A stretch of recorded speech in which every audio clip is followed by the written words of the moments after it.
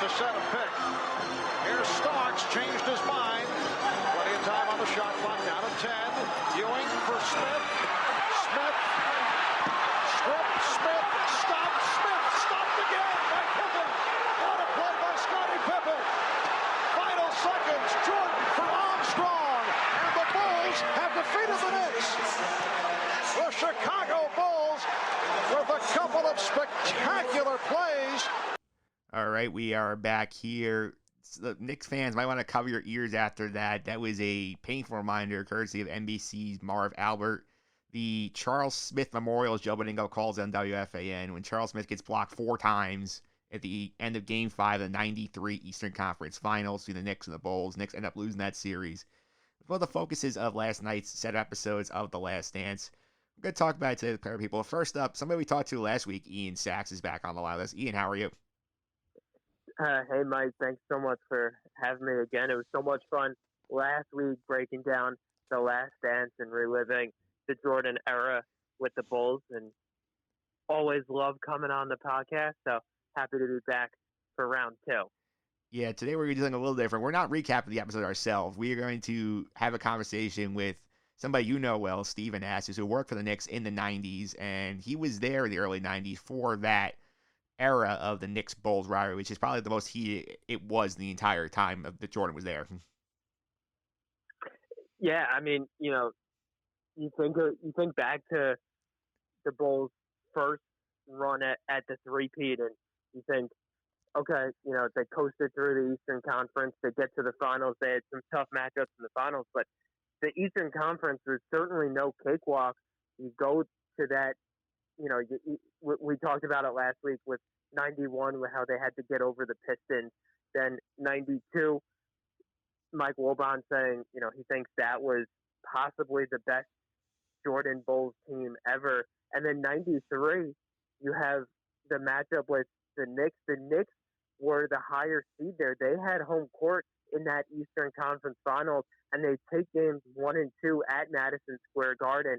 And then it's time for Jordan to become Jordan once again, once the series shifts back to Chicago for 3 and 4. And then some fortunate turn of events for the Bulls there in the final minutes of Game 5 to catapult them to a 3-2 lead, and then they were able to close it out in 6. But certainly we could be looking at a completely different history had maybe one of those layups fallen, had the Knicks been the one to take that 3-2 lead. Then let's say the Bulls win Game 6, and then it's a second straight year where the Bulls and the Knicks are going to Game 7. And we all know as sports fans that a Game 7, anything can happen. Yeah, one of the rarities that Bulls run to is they very rarely dealt with Game 7 with the Jordan era. They had, I think, 2. They had the one against the Pistons, the infamous Scottie Pippen migraine game that they lost, and they had the one against the Knicks in the 92 Eastern Conference semifinals, which they did not cover on the dock, but the Bulls obviously won that as they went on to win the championship. But before we bring Steve in, let me get your quick take. How do you like last night's episodes? Well, I could be saying this every single week, these 5 weeks.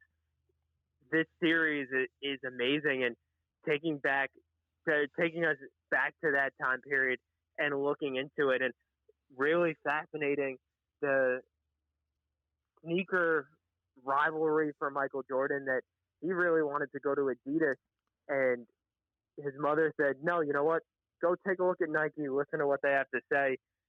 And then after Nike offers his own brand new own shoe line, and his father says, that's really the best deal, you'd be foolish not to take it.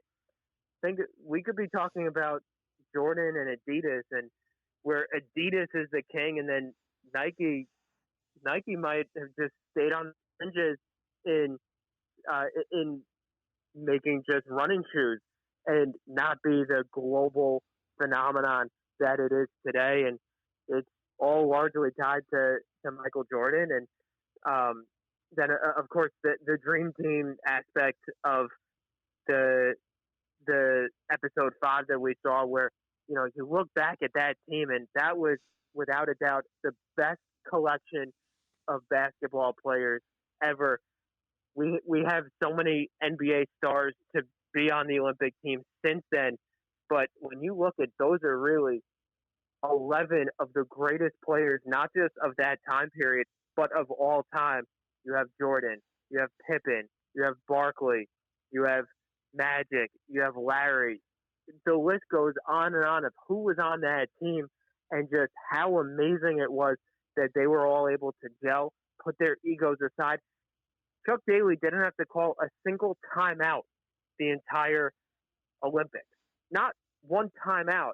They just coasted through everybody and brought the U.S. to dominance, and the country hasn't looked back since then. All right, Ian, that definitely is interesting. I'll be diving more into the episode in just a bit with our good buddies Alan Austin and Zach Cohn Douglas. But our guest is on the line. Would you like to introduce him, Ian? Sure. We're joined today by Steve Anastas, who worked with the New York Knicks in the early 90s, I believe 1990 through 1994. So right around this time that we're talking about with the Bulls and that great rivalry and series with the Knicks. And, we touched on 92 a little bit, but especially the one that focused in last night's series, 93, the Eastern Conference Finals. Steve, thanks so much for joining us. Great to talk to you guys today. All right, so Steve, you were there, in the trenches. We touched a little bit about it off the air, but take us inside Madison Square Garden, and especially when Michael Jordan came to town. What was that atmosphere like, and how was it different from, say, a typical Knicks game in that time? Well, one thing that is definitely becoming clear watching The Last Dance and sort of reiterating for anyone that wasn't around and watching at that time is just how much of a rock star Michael Jordan was throughout his entire career. Coming out of college, he was very popular because he was so exciting, because everyone that watched him play, could tell that he was different. We heard Isaiah Thomas, some of the controversial comments he had made about how there are 10 or 11 players as athletic as Michael Jordan today, whereas Michael Jordan was by himself. Now, that may be a bit of an exaggeration, but I think the sentiment of what Isaiah was going for there is everyone could feel that there was something different about Michael Jordan.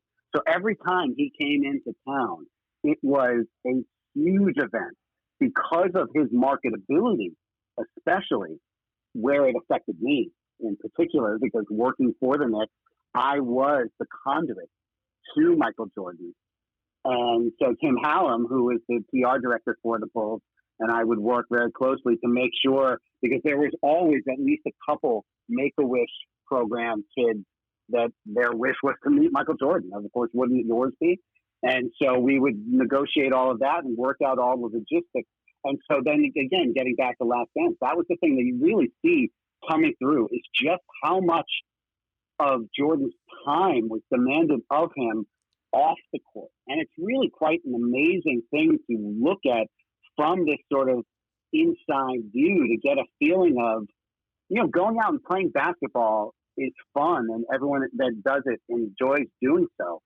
Try and imagine performing at the level that they performed with all the other things that were going on around them, from ticket requests to charitable and philanthropic endeavors to, a sick child that you had to meet for the first time and make him feel special because you wanted to. He was really very giving of his time, which was so incredible, considering how acutely I knew how much of his time was being taken up with all these different things. It just seems so easy to say, you know what, I don't have it in me today, guys. Can you just not do it? But that belies his philosophy, which we've all heard several times over, which this day, this moment right now, when I'm walking from the hotel to the bus, when I'm walking from the bus to the arena, whatever the case may be, that might be the only time this person has ever laid eyes on me or will ever lay eyes on me. So I have to be looking my best and behaving my best, because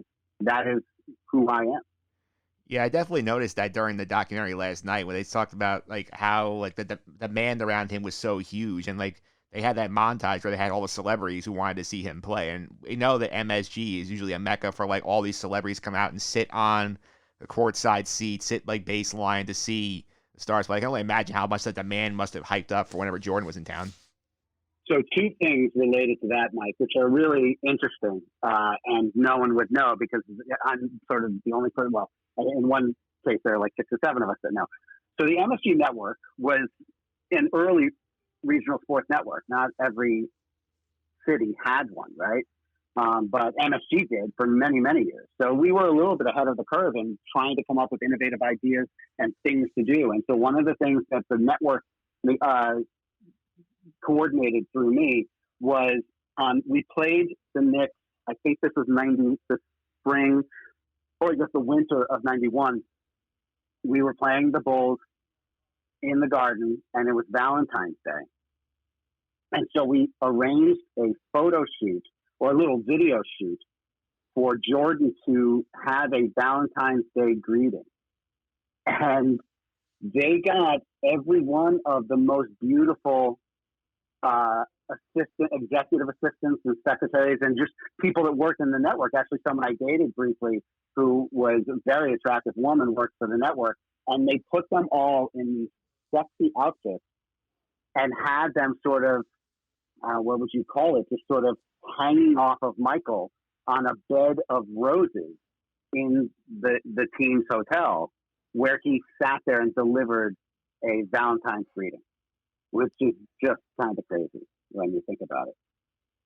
Wow, I did not know that, and I think that plays to the different time that it was compared to today. And we talk so much about the difference in terms of the game, about how inside the lines it was so much more physical and with the hand checking, and that, you know, today people discuss what Jordan would score if he was playing in today's time. But that really goes back to the different era culturally, where it was such a different time period.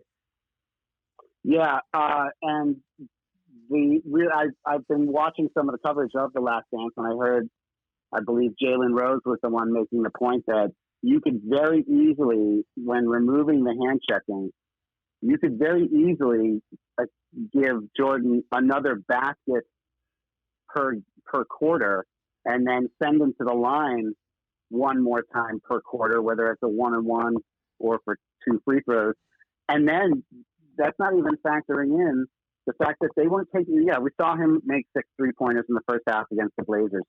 But first of all, that was such an anomaly. He even shrugged. That's why it's such a famous shrug of the shoulders, is to say it was as much Clyde Drexler can't guard me as it was even I can't believe that I did this, because he just didn't shoot 3-pointers that much. But if you account for him going for even 1 or 2 more 3-pointers per game, there's another 2 or 3 points, depending on how you distribute it. He could easily have scored another 10 or 15 points a game without really changing much about his game.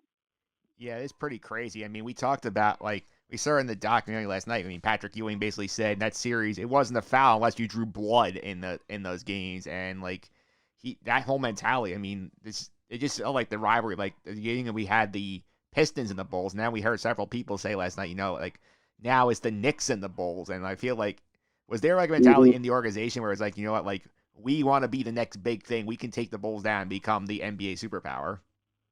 Well, and the interesting thing about that, Mike, is if you look closely, you can see a very direct line from the Pistons' Jordan rules to Riley's tactics for how to stop Jordan.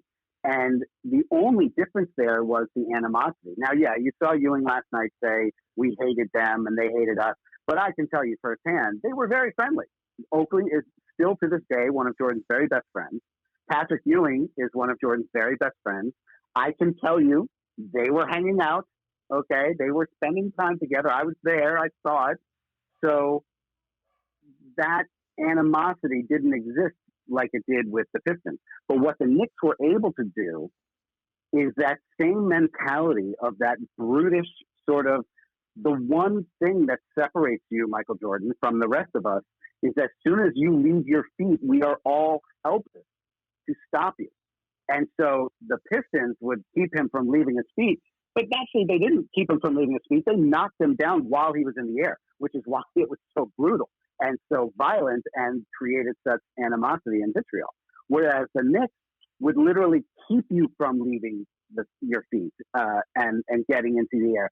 But the amazing thing, if you notice, about what Jordan did when he scored, I think, 54 in Game 3, is he just decided, you know what, I'm not going to get beat up going into the lane. And the highlights sort of illustrated it. But if you watch the actual game footage, you would see even more.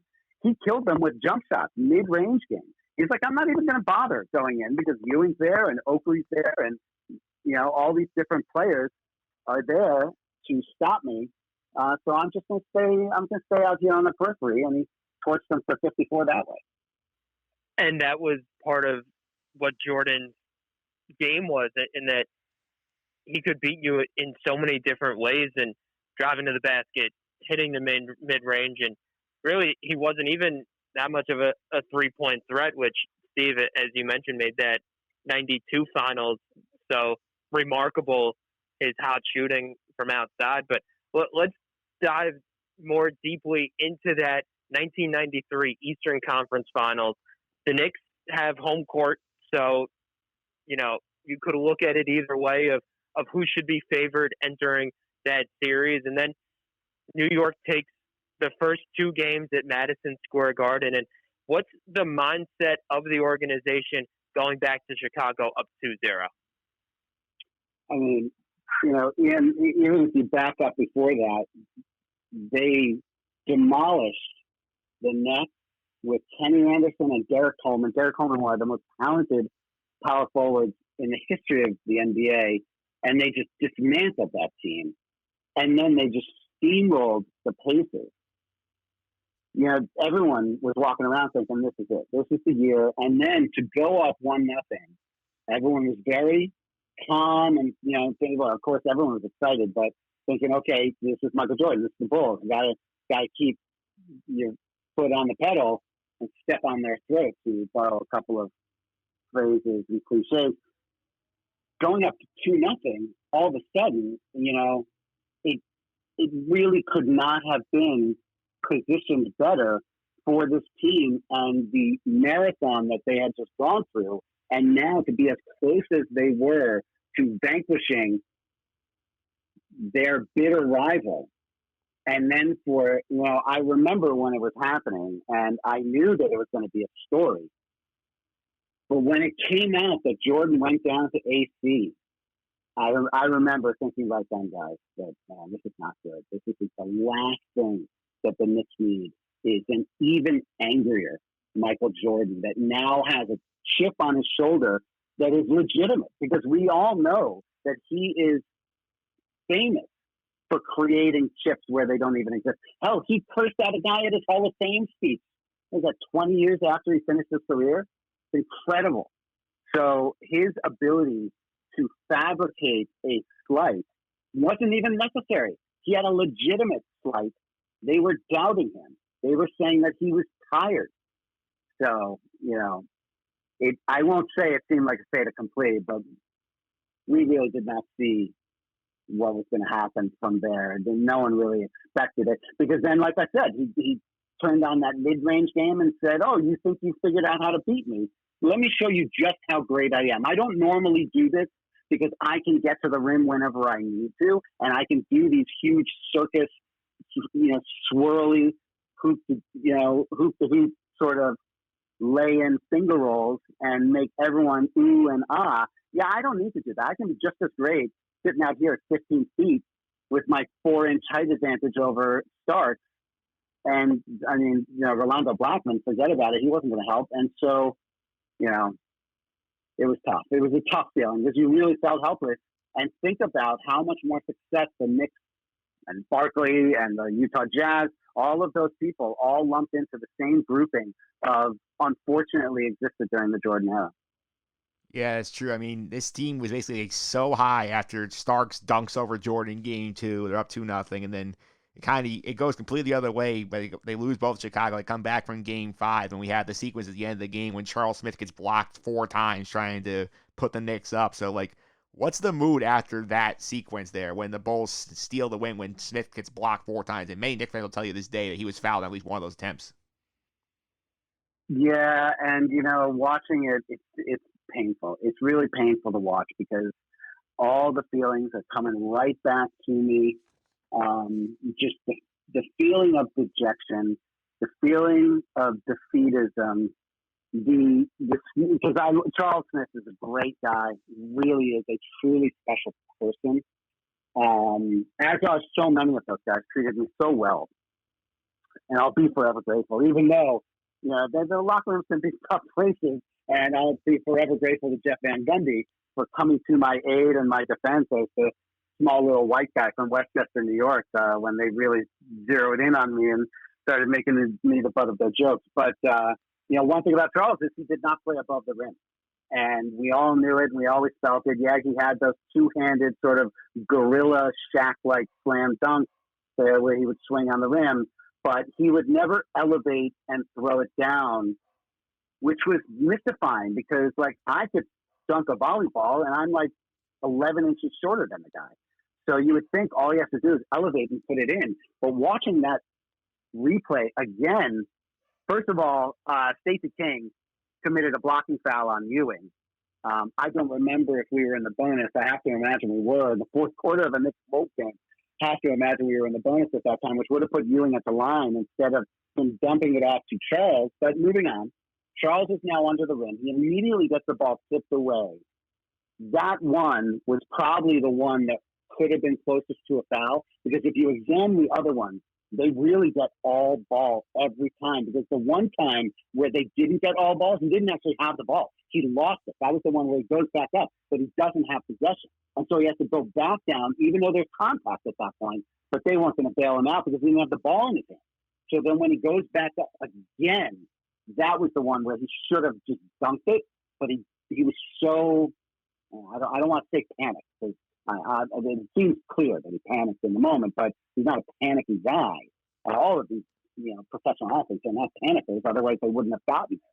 But in that moment, he seemed to rush it. And if he had just sort of settled himself, elevated another couple inches, then the whole history would have been rewritten. But the tough thing about that is, later that night, I was out, and I'd obviously had a few, and I ran into some Chicago Bulls fans, and they were giving me a real hard time, and we got into a scuffle, and I lost my wallet. So I lost all my money, I lost all my identification, and because I was a stupid 20-something at the time, I didn't realize I had my Social Security card in there too. So it took me months and months to get all my identification back. So I really had a complex relationship with Charles Smith in that play. It really affected my life for a long while. And Steve, you talk about all those tough breaks for both the Knicks organization and yourself personally there, but then getting a little bit ahead of ourselves with where we are right now in the Last Dance. But Jordan hangs it up to go play baseball after winning the three-peat in '93. Mm-hmm. What was the feeling around the organization that now the greatest player of the generation has cleared the way for the Knicks to possibly seize control of the Eastern Conference, which they do 1 year later?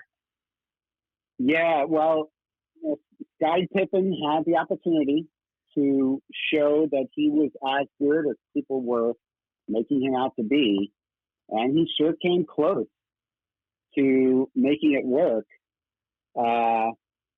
Luckily, the Knicks were able to persevere. Now, we can call that a dubious foul call on Hubert Davis. As a shooter myself, I will say that if you cannot extend your hand after a shot and there's contact, that will affect the shot. So I feel like that was a legitimate foul call. But much like they didn't call the foul on Charles Smith, they did call the foul on Scottie Pippen there, and that ended up being the difference. It didn't feel as complete, Ian, honestly. To vanquish the Bulls, sure, great. To beat them in 7 without Jordan, was frustrating, but did that matter? No, we were moving on, and that's all that really mattered. That's all that we cared about. It's just unfortunate that you ran into the buzzsaw that was the one player in the league besides Shaquille who really at that time could give Ewing real fits was Hakeem Olajuwon. And then to have that somewhat futuristic roster around him with everyone from Ori and Ellie and Cassell and Maxwell and Kenny the Jet Smith. Every single player that they had on that team was exactly the type of player we couldn't really handle because we had an inside-out built team, and we were not prepared to be able to defend the three-point shot like they were going to be able to shoot it. And the real shame of it all, if I can digress for a second about how much I love that Knicks squad, is if you think about where the Knicks were at that time, having beaten the Pacers in 7, having beaten the Bulls, and now facing the Houston Rockets when they were in Game 6, and Hakeem Olajuwon got his fingernail on that three-point attempt from John Starks. If John Starks had hit that three-pointer, he had beaten Reggie Miller, who, after Jordan retired, was sort of assumed to be the best off-guard, two-guard in the NBA. John Starks was poised to be the finals MVP. He was averaging, I think, 26 points a game. He had something like 33 or 35. Would have been, I think it was 33, would have been 36 if he hit that three to win the game and the series and the championship. But Hakeem Olajuwon, I guess, didn't cut his nails that day. And the next night, 2 for 18, or the next game anyway, 2 for 18. And we all know where that goes. Yeah, I gotta say, like that series. I mean, that does bring back some bad memories for Knicks fans. This whole thing does. But I want to circle back to like that Bulls series for a minute. I mean, like knowing that like they don't have Jordan, this is our shot to beat them. Like, how nerve-wracking is it when you get to Game 7, knowing like we might lose this team again? Like as the organization wise, going like even though they don't have Jordan, Pippen might lead them right past us. Like if we can't beat them now, when will we ever beat these guys? I didn't feel like they were feeling it, if you will. I mean, nervous, whatever you want to call it. But that is really, frankly, what separates us mere mortals from the gods that are professional basketball players, is their ability to. I was thinking about this during the Last Dance broadcast. I don't know if you guys have seen For Love of the Game, the Kevin Costner pitching the perfect game he throws against the Yankees as a Detroit Tiger. It's like a romantic movie or something with Kelly Preston. Did either of you see it? Yeah, I've seen it. So there's a moment in the movie where he says, "Clear the mechanism." He's standing on the mound, and all of a sudden, all of the crowd goes to white noise, and everything blurs around it. All he can see is the batter and the catcher. I don't really feel like that exists in basketball. It's moving too quickly, and there isn't enough static movement where you're standing on the rubber, pitching to home plate. Everything is the same and repetitive. It's too fluid. Basketball is too fluid for that to exist. So for them to be able to shut out all of the peripheral noise, whether it's in game, during game, post game, again, another thing that you see in this docuseries is how much time was demanded of Jordan and how much it chased him. And he's not the only one. He's just the most popular one. But every time, whenever Magic, he only came into town once a year. Any Western Conference player would come into town once a year. Sean Kemp was the big one back in the early days. Everyone wants their time. And to be able to shut that out and then go onto the floor and perform is impressive enough. To do it in front of celebrities, you think would would affect them. And frankly, that's the one thing that does seem to impact them in the moment. Other than that, but yes, you've heard LeBron say, I play in front of fans, fans give me my energy. If you're watching the Shaq-like show that's out on CBS or TNT, he says the same thing, like fans are what feed my energy. Obviously, these guys play without a crowd when they're practicing and playing pickup games. But the crowd obviously does affect them. But to answer your question, Ian, like, the Knicks didn't really seem like they were nervous. Obviously, they weren't going to share with me. I'm just some peon. But they weren't visibly nervous. But you could feel the tension, definitely. For sure, and you know, I think that's why sports become so popular, and so many people like it, because the athletes are able to put themselves in a different mindset that we all aspire to get to, but know that we can, and that's what makes them so different, and why they're looked at as the best in the game, are looked at as heroes and icons for so many people growing up, and even full-grown adults. It's a form of admiration. Two quick stories to just sort of accentuate that point. One, I love golf. I love playing golf. After when I was working in sports, I got to golf a lot. But then when I was working in corporate sales, got to golf a lot. And so I got my handicap down really low. And it became known within my company that I was a very good golfer. And so then we would have golf outings for our company. And they would put me as the A golfer of the group. And then I would be in the first group to tee off because everyone wanted to watch me play. And I am a decent golfer, toot, all right? I toot my own horn. I'm a pretty good golfer. You put me in front of a crowd and put me on the tee, the chances that ball's going down the center of the fairway is like 1 in 100. I mean, I would blast that thing into the woods. I would hit a worm burn, whatever the case may be. Performing in front of a crowd is a different thing than performing on your own. John Elway actually said at one of those celebrity golf tour events that was broadcast on TV in Lake Tahoe, he said, I've won Super Bowls. I'm in the Hall of Fame. Nothing compares to standing over a 5-foot putt that matters with TV cameras on you. So, you know, even they can feel the pressure in a situation that they're not comfortable. But that gets into Malcolm Gladwell's 10,000 hours. When you've done it enough, so many times, that it's second nature, you know, that's how you're able to see Michael Jordan smirk at the guy on the, standing in the lane as he's at the free throw line, and then he gives a little grin and then closes his eyes and swishes a free throw. How? Because he's taken 10 million of those things before that day, and so it was no big deal to him. Yeah, this is my last question for you. I mean, like, obviously you were at the Garden with the Knicks for 5 years. You saw Jordan come in a bunch of times. Like what was your favorite, like, Jordan memory? Like, what, like, is there one particular game or, like, moment where you saw him do something, you're like, wow, I've never seen a player do something like this in my life? Well,